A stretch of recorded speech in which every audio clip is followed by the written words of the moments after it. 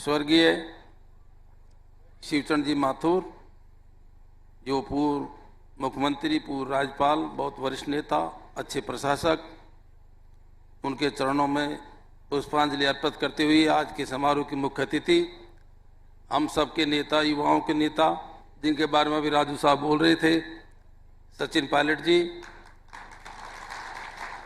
पूर्व कैबिनेट मंत्री राजू जी, विजेंद्र ओला जी जो हमारे सांसद हैं, बहुत ही वरिष्ठ नेता बी.डी. कल्ला जी, जिन्होंने उनके साथ में काम किया, हेमा राम जी हमारी वरिष्ठ नेता, उन्होंने साथ में काम किया, मैडम माथुर जी और उनकी पुत्री विभा माथुर जी। सम्मानीय साथियों, सबसे पहले तो मैं उनके परिवारजनों को आभार व्यक्त करूंगा, धन्यवाद देना चाहूँगा कि उन्होंने प्रोग्राम का आयोजन किया, उनकी मूर्ति का अनावरण किया। और निश्चित किसी मूर्ति के अनावरण के पीछे मूल भावना होती है कि हम उस महान व्यक्ति की विचारधारा को, उनकी प्रेरणा को, उन मूर्तियों से शिक्षा लें, प्रेरणा लें, उनको हम आगे बढ़ाएं।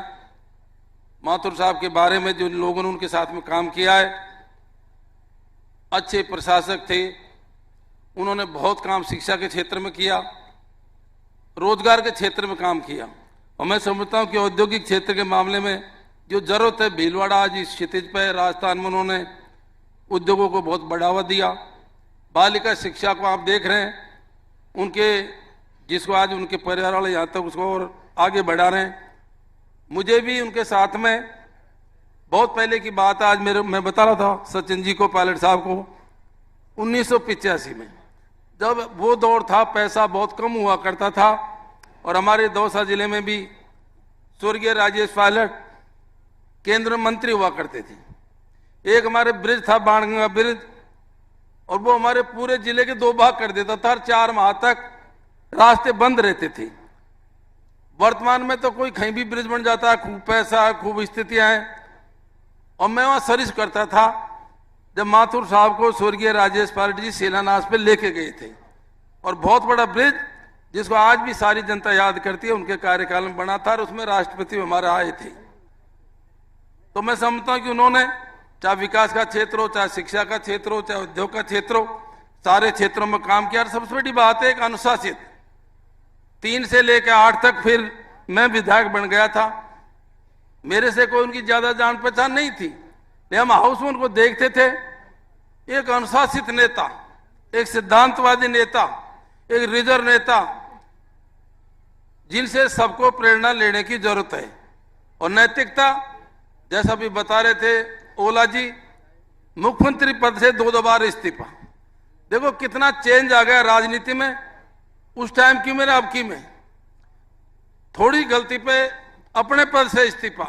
आजकल के नेता तो चाहे कितनी बड़ी बात हो जाओ, अपनी कुर्सी के ऐसे चिपट जाते हैं, चाहे कुछ भी हो जाए छोड़ते नहीं है उसको। तो हम सब लोगों को ऐसी महान आत्माओं से प्रेरणा लेनी चाहिए, शिक्षा लेनी चाहिए। और मैं समझता हूं कि उन्होंने अच्छी दिशा दी।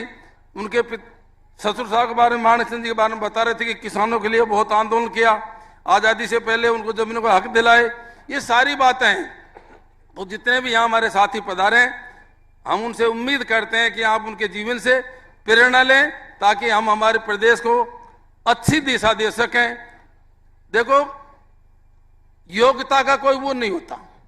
अब माथुर साहब का सब, हम तो ये भी कह रहे हैं कि आज का जो जमाना जातिवाद का जिस तरह चल रहा है, उन लोगों ने, उनकी जाति के कितने वोट होंगे, लेकिन सारे समाजों को साध के चले, सारे समाजों को साथ लेकर चले, अनुशासन से काम किया और राजस्थान को नई दिशा दी। हमारे बीच में सचिन जी विराजमान है।